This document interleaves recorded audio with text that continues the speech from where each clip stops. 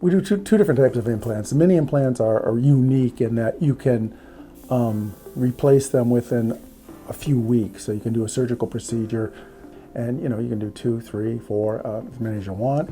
Minis were actually designed for years ago for denture stabilization. So if you have a loose denture and it's driving you crazy, and you say to yourself, God almighty, I've had all these dentures made, I need something better.